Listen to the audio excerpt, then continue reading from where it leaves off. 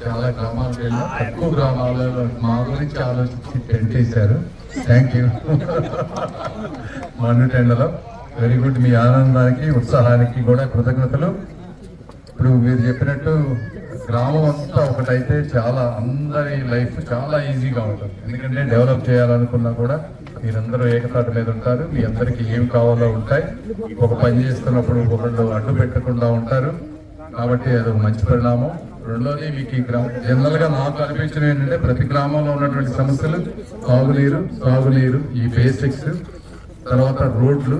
Telugu Desam party ఉన్నప్పుడు ఏ రోడ్లు అయితే ఇచ్చామో అవి ఉన్నాయి తప్పించి లాస్ట్ 4.5 సంవత్సరాల్లో ఒక్క రోడ్లు కానీ ఒక్క తట్ట మట్టి కానీ ఎక్కడ వేసినటువంటి పాపం లేదు. ఎందుకంటే రోడ్లకు ఓట్లు లేవు, వ్యక్తిగత ప్రయోజనాలు కాదు కాబట్టి రోడ్లు వేయటం మానేశారు జగన్మోహన్ రెడ్డి గారు.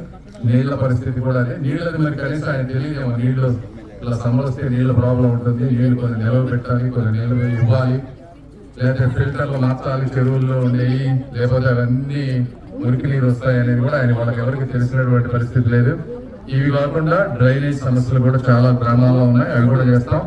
ఈ 3 కాకుండా అక్కడక్కడ అంటే గ్రామాలకు మధ్య ఉన్నటువంటి లింక్ రోడ్లు పాడైపోయినాయి. ఎందుకంటే సిమెంట్ రోడ్లు కానీ ఏ అయితే ఉన్నాయో అవి పాడైనాయి. అవి కూడా ఒకటి గుంతలు పుచ్చాలి, లేదంటే కొత్త రోడ్లు వేయాలి. ఇది 4వది. ఇవి కాకుండా మేము నా పర్సనల్ గా యాజ్ అన్ ఎంపీ, డిఫరెంట్ గా మిగిలిన చాలా మంది ఎంపీలు ఉన్నారు, నేను వాల్యూ యాడ్ చేసేది ఎక్కడెక్కడ ఉన్నటువంటి కంపెనీలు సిఎస్ఆర్ ఫండ్స్ కానీ రాజ్యసభ ఫండ్స్ కానీ వాళ్ళతోటి మంచి రిలేషన్ బిల్డ్ చేసుకొని నా ఎంపీ లడ్స్ కాకుండా ఎక్స్ట్రా తెచ్చే రోడ్ ప్లాన్ చేస్తాను. రెండోది గ్రామాల్లో వెళ్ళినటువంటి ప్రతి ఎన్ఆర్ఐని కూడా టైఅప్ చేస్తాం. వాళ్ళకు ఒక భరోసా, ఒక నమ్మకం. వాళ్ళు 1 లక్ష 2 లక్షలు ఇస్తే ఆ 1 లక్ష రూపాయలు కూడా అవినీతి లేకుండా ఉపయోగపడుతుంది అనేటువంటి ఒక నమ్మకాన్ని కలిగించి గ్రామాల్లో ఎక్కడ పేదరికం లేకుండా ప్రతి వాళ్ళకి ఇల్లు కట్టించే మార్గం కానీ, లేకపోతే ఆ గ్రామానికి కావాల్సిన ఏదైనా సరే కమ్యూనిటీ హాల్స్ కానీ ఇంకోటి కానీ చేసే విధానంలో వాళ్ళందరినీ భాగస్వాములు చేస్తాం. అది రెండోది.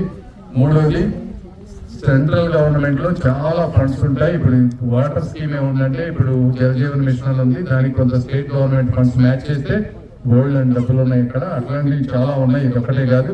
అవి ఎక్కడెక్కడ ఉన్నా కూడా వెతుక్కొని వెళ్ళి ఢిల్లీలో ఉన్న ప్రతి గల్లీ వెళ్ళి తిరిగి ఏది సాధ్యమో అవన్నీ తీసుకొచ్చి పెడతాం. 4వది, ఈ ప్రాంతంలో రైతులు పండించే పంటలకి మీకు కేవలం ఇప్పుడు ఏ విధంగా అమ్ముతున్నారు ఇదే కాకుండా ఇంకేమైనా అడిషనల్ ఇండస్ట్రీస్ మనం తీసుకురాగలమా, పసుపు కానీ టొమాటోస్ కానీ లేకపోతే పత్తి కానీ, వీటి నుంచి ఏదన్నా అవుట్పుట్ తెచ్చే విధంగా కొత్త ఇండస్ట్రీస్ ఇంటర్నేషనల్ కమ్యూనిటీ పెట్టి తీసుకురాగలగటం.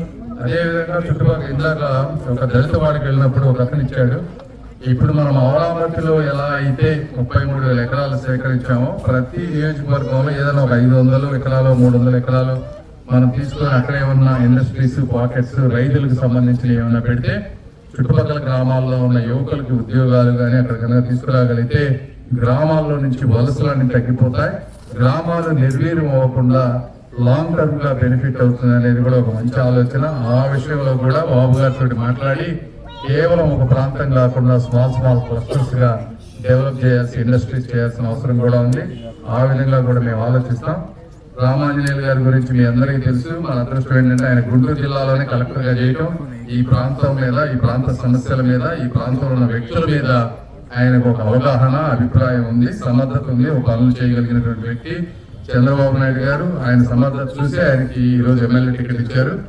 ఆయన నేను మా ఇద్దరికి కూడా మంచి ఫ్రెండ్షిప్ ఉంది. ఇద్దరం కలిసి సమన్వయంతో మీ అందరికీ కూడా ఎప్పుడు చూడనటువంటి అందుబాటులో కానీ అభివృద్ధి కానీ చేస్తామని మీ అందరికీ తెలియజేసుకుంటూ సెలవు తీసుకుంటున్నాను. Thank you. TDP, BJP, Janasena మిత్రపక్షాల కూటమి తరపున గుంటూరు పార్లమెంట్ సీటుకు పోటీ చేస్తున్న పెమ్మసాని చంద్రశేఖర్ గారికే ఓటు వేద్దాం. మన గుంటూరుని గెలిపించుకుందాం.